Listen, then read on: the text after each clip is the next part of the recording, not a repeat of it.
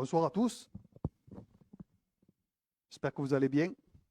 Dans la présence de Dieu, on a chanté ce nom est si merveilleux. Le nom de Jésus. Le seul nom qui a été donné qui peut sauver quelqu'un. Amen.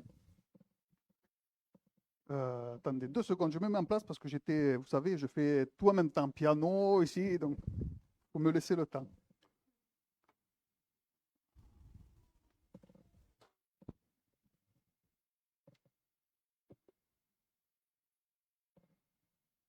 Voilà, là on est prêt. Et vous, vous êtes prêts?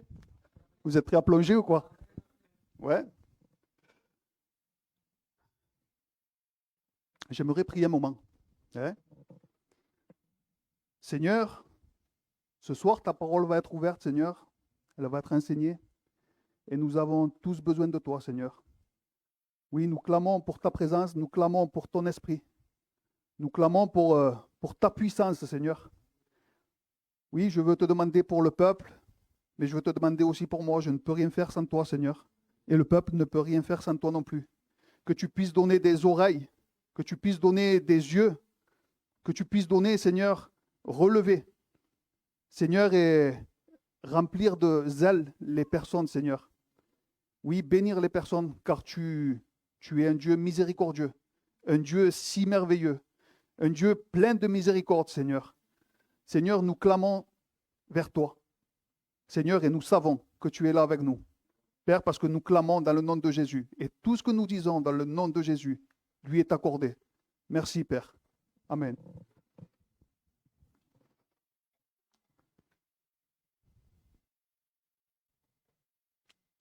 Je ne sais pas comment vous êtes venus ce soir, mais il y a des moments où on a besoin d'une parole, vraiment. Parole de réconfort, parole qui va nous relever, nous consoler. Et c'est ce que peut faire la parole de quelqu'un.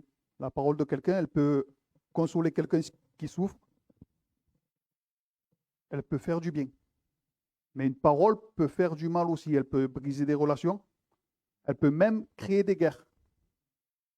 Dans l'Ancien Testament, le roi Roboam a dit une phrase et cette phrase a déclenché une guerre civile. Vous vous rappelez? Il a dit, mon père a mis sur vous un joug pesant et moi, je mettrai un joug encore plus pesant. Et cela, ça a déclenché la guerre, ça a divisé le peuple en deux. Mais il existe des paroles aussi qui révèlent l'autorité. L'autorité de celui qui parle. Comme par exemple, si on écoute un enfant parler, on va l'écouter comment? Comme un homme? Non. On va l'écouter avec tendresse. On va l'écouter à sa mesure. Quand un professeur parle, on va l'écouter attentivement pour que justement on est en train d'apprendre. Donc on a une oreille attentive. Et ça révèle son autorité. Quand un juge parle, sa parole peut changer de vie. L'autorité change. Mais imaginez maintenant, et c'est ce que nous allons voir, une parole qui possède une telle autorité que même les forces invisibles doivent lui obéir. Une parole qui ne conseille pas. Cette parole, elle commande. La parole, elle ne discute pas non plus. Cette parole, elle libère. Donc c'est exactement ce que Marc veut nous montrer dans le chapitre 1, à partir du verset 21, qu'on va afficher. 2 secondes. C'est bon? Ok. Donc nous trouvons ici dans l'évangile de Marc, il y a une scène qui se déroule dans une synagogue un jour de sabbat. Et ce qui devrait être un culte ordinaire pour ce jour-là, ça va devenir une révélation extraordinaire de qui est Jésus. Et dans ce passage, on va découvrir 3 manifestations de son autorité. Il est question de l'autorité de Jésus, c'est pour ça que le titre s'appelle « L'autorité du roi qui libère ». Donc on va voir en 3 points. Premièrement, l'autorité de sa parole. Ensuite, on va voir l'autorité sur le monde invisible, donc sur les démons. Et en troisième lieu, on va voir l'autorité qui révèle son identité. Amen. Donc pour vous donner un peu de contexte, nous sommes au début du ministère public de Jésus. Je pense qu'on va lire le texte avant. On va le lire en entier. Alors, au chapitre 1, verset 21 jusqu'au verset 28. Vous êtes avec moi? Ils se rendirent à Capernaum, et le jour du sabbat, Jésus entra d'abord dans la synagogue, et il enseigna. Ils étaient frappés de sa doctrine, car il enseignait comme ayant autorité, et non pas comme les scribes. Il se trouva dans leur synagogue un homme qui avait un esprit impur, et qui s'écria, « Qu'y a-t-il entre nous et toi, Jésus de Nazareth? Tu es venu pour nous perdre. Je sais qui tu es, le Saint de Dieu. »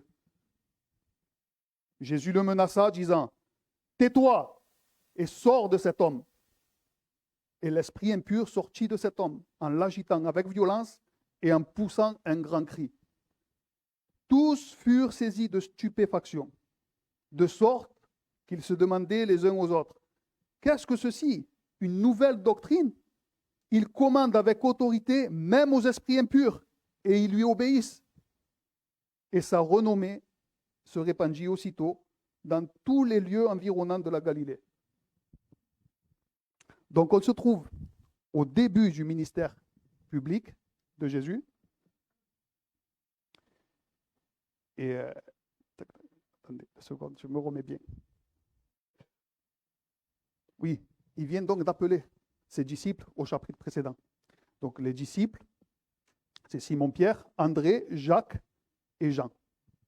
Et si vous avez eu l'occasion de le lire, quand il les appelle, il ne lui dit pas « Tu peux venir, s'il te plaît? Laisse tout et suis-moi. » Et les disciples, vous savez qu'est-ce qu'ils font? Ils laissent tout. Même le Père et les pêcheurs qu'il y avait avec eux, ils les laissent dans la barque et ils suivent Jésus.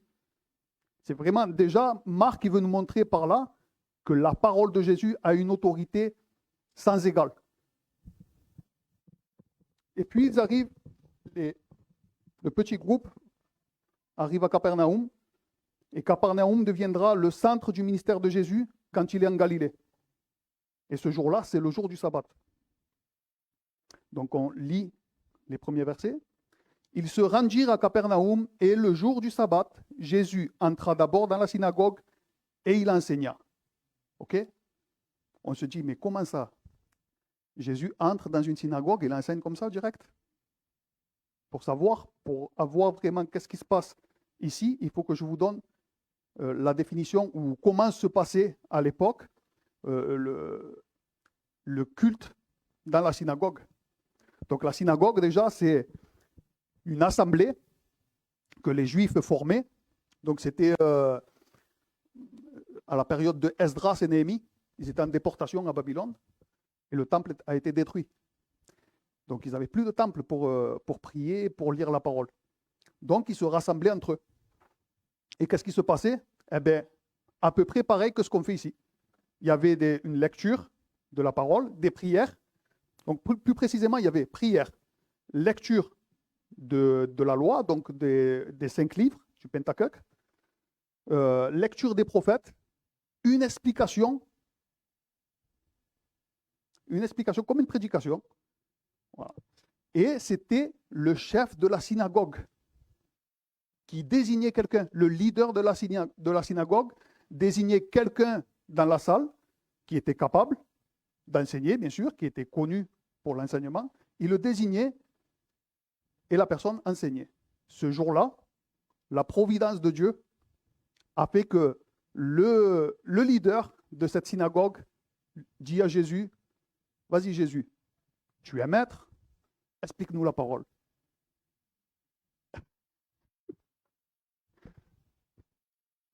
Et donc oui, Jésus enseigna. Et les gens étaient là, ils étaient en train d'écouter. Ils étaient vraiment frappés de sa doctrine. On continue dans le texte. Ils étaient frappés de sa doctrine car il enseignait comme ayant autorité et non pas comme les scribes. Qu'est-ce que Marc veut nous dire ici? Qu'ils étaient frappés de sa doctrine, car il enseignait comme ayant autorité. Parce que les scribes, quand ils expliquaient quelque chose, ils prenaient souvent l'exemple de quelqu'un. Rabbi un tel a dit ça, ça, ça. La tradition dit que c'est comme ça, c'est comme ça. Mais lui, Jésus, il prend sa propre autorité. Regardez dans... Attendez, 2 secondes, je ne l'ai pas mis le texte. Mais dans Matthieu, dans les béatitudes, c'est Jésus qui parle. Et c'est de cette manière, je pense, qu'il a enseigné. Vous avez entendu qu'il a été dit aux anciens, tu ne tueras point. Celui qui tuera mérite d'être puni par les juges. Mais moi, je vous dis que quiconque. Vous voyez? Et plusieurs fois, Jésus, quand il prêche, il annonce la parole, c'est son autorité. Il ne dit pas c'est Rabbi un tel. Il est l'autorité suprême. Donc il peut se permettre de le proclamer de cette manière-là.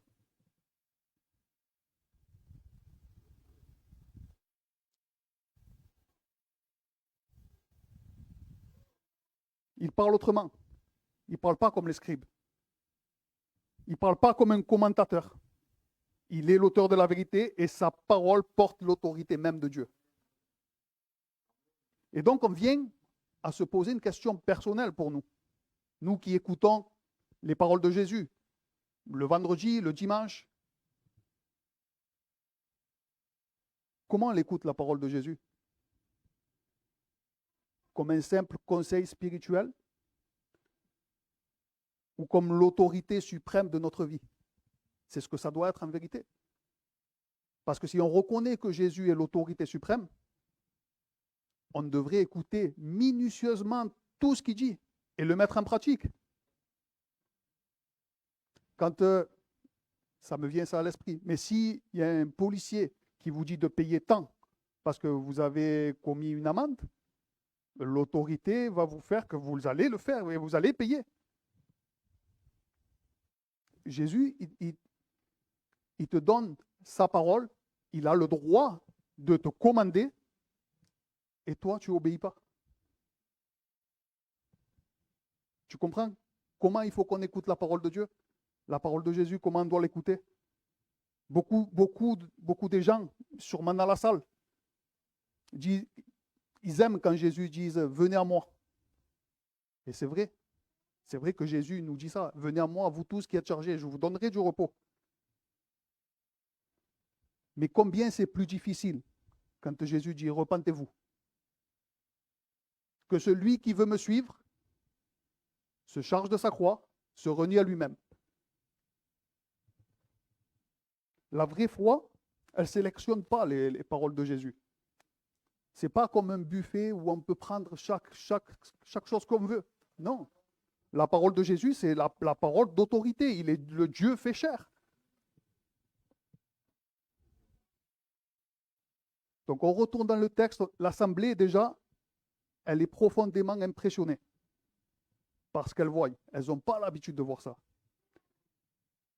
Les gens, on pense être avec eux dans l'assemblée et les gens se disent, mais tu te rends compte un peu comme ils parlent?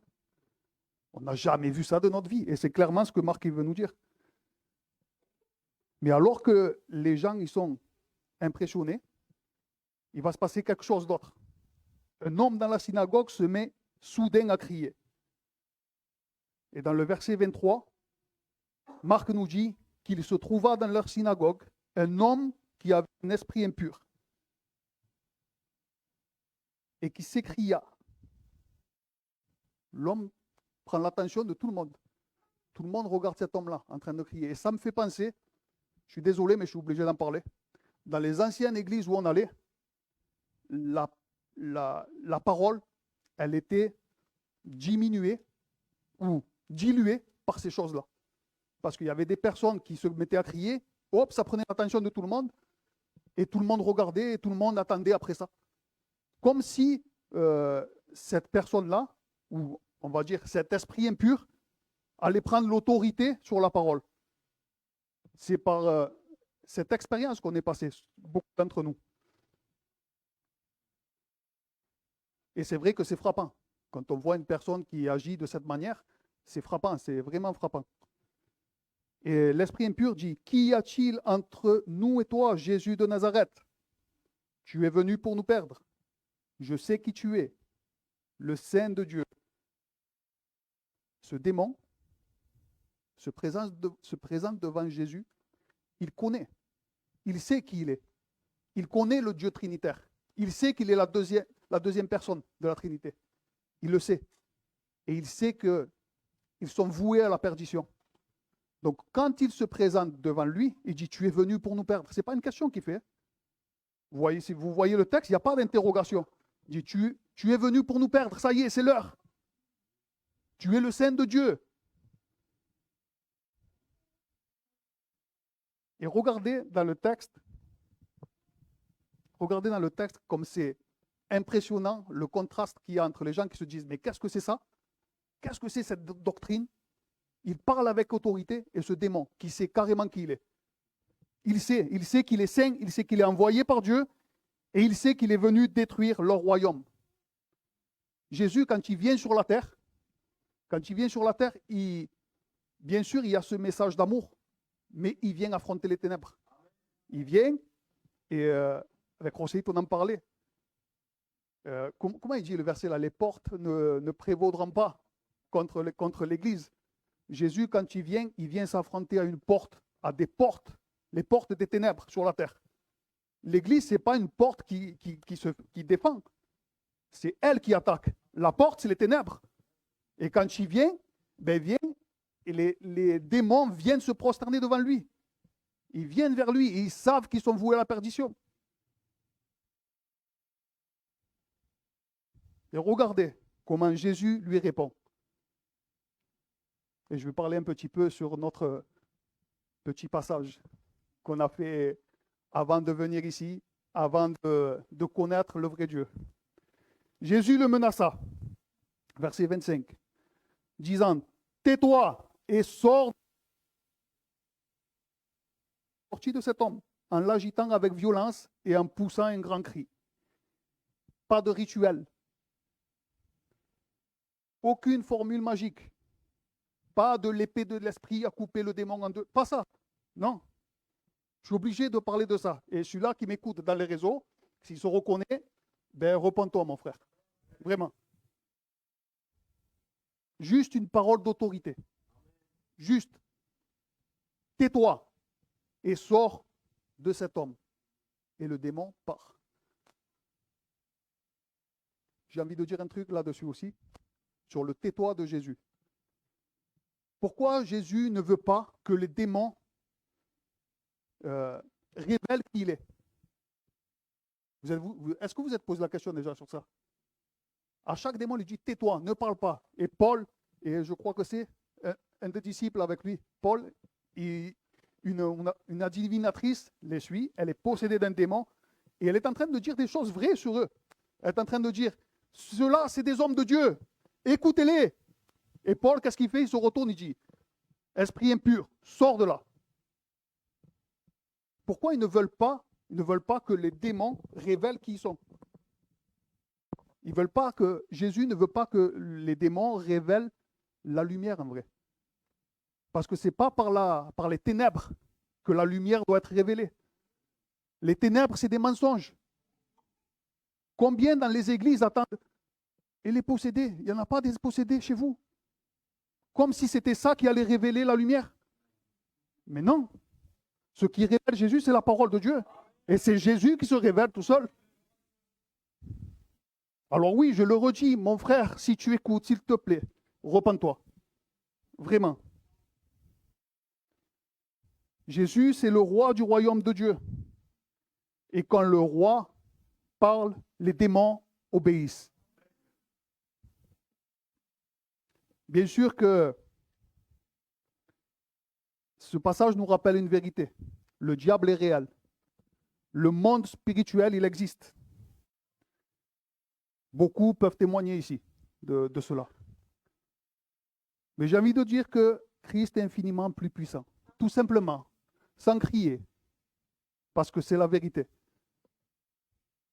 Et pour ceux qui appartiennent à Christ, les chaînes du péché elles peuvent être brisées.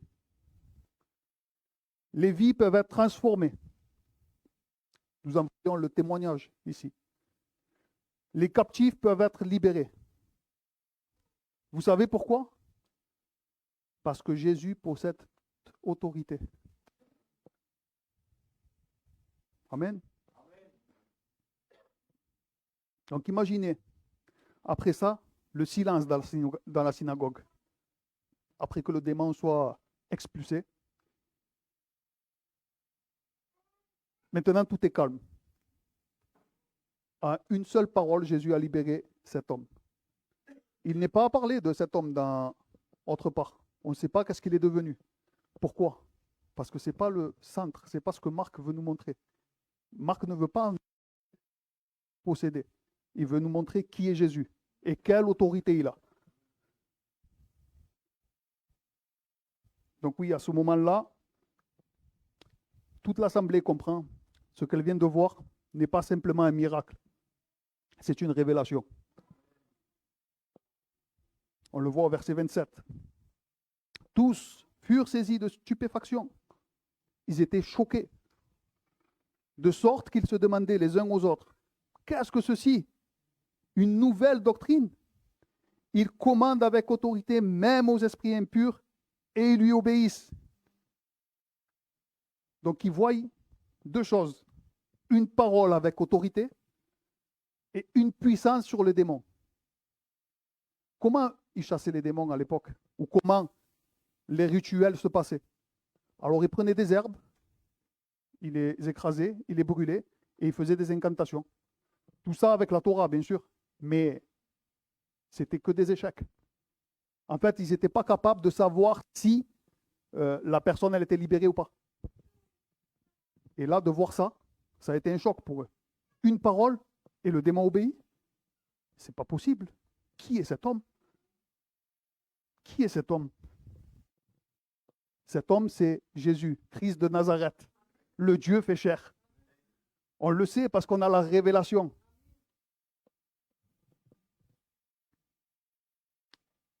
Alors la nouvelle se répand dans toute la Galilée.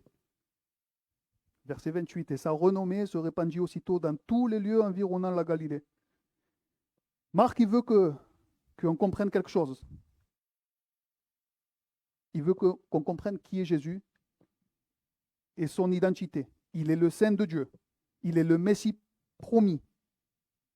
Au premier verset de Marc, il est dit « Commencement de l'évangile de Jésus-Christ, Fils de Dieu ». C'est de lui qu'on parle. C'est de lui que la Bible parle. Toute la Bible entière parle de Jésus. De l'Ancien Testament jusqu'à l'Apocalypse. C'est normal, car il a toute autorité. Dieu a mis toute autorité. Il a droit sur ta vie. Il a droit sur la création. On l'a vu. Il est capable de marcher sur la mer. Il est capable d'arrêter les tempêtes. Il a autorité sur tout.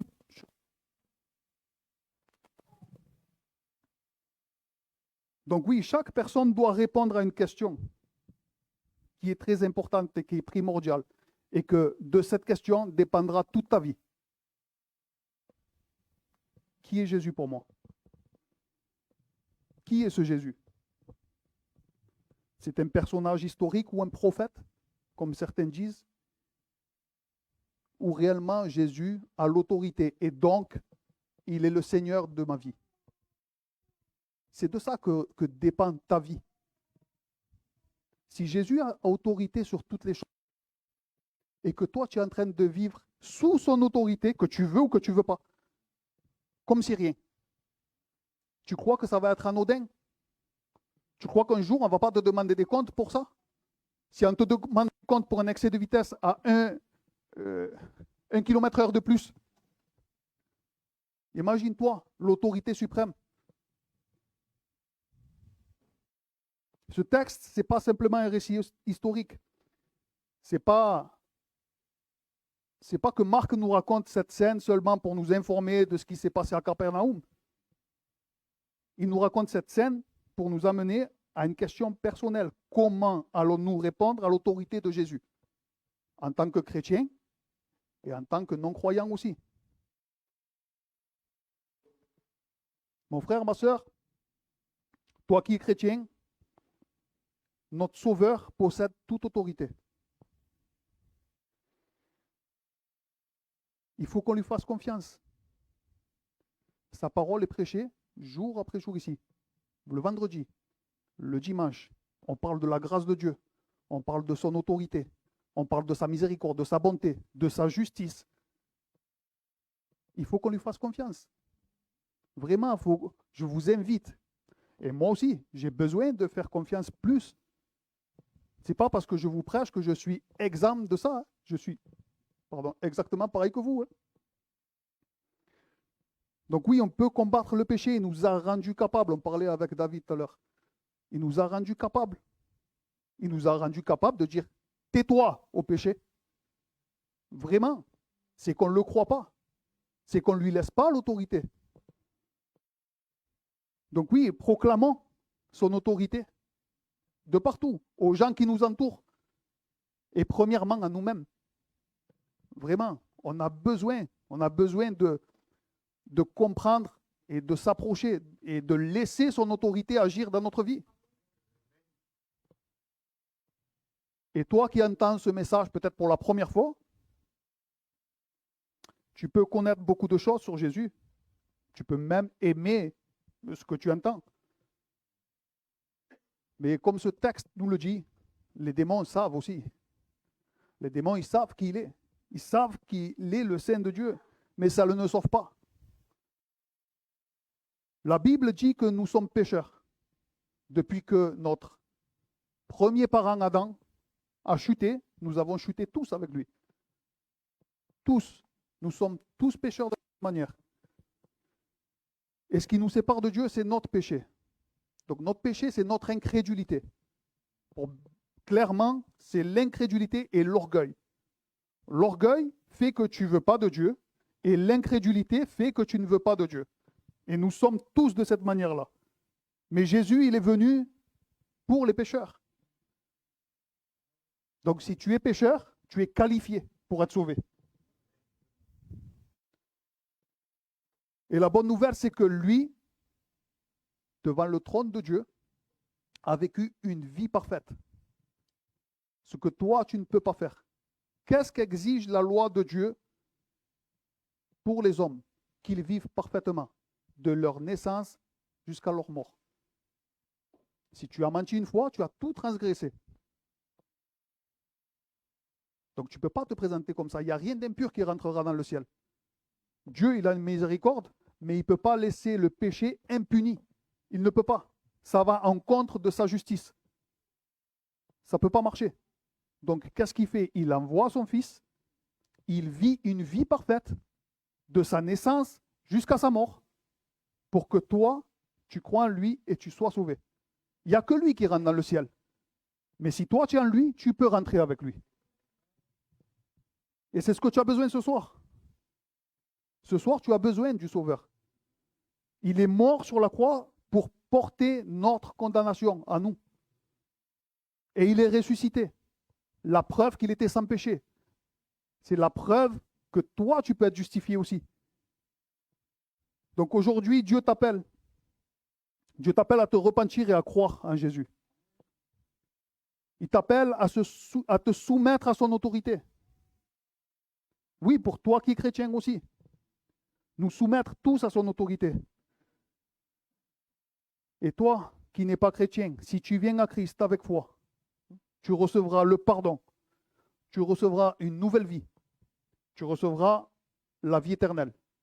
Une vie, pas seulement que tu vas vivre après la mort. Parce que l'éternité, on va parler de ça, mais il y a une autre facette de l'éternité. L'éternité, c'est la qualité de vie que tu peux avoir ici. Une qualité de vie où tu vas vivre dans l'amour.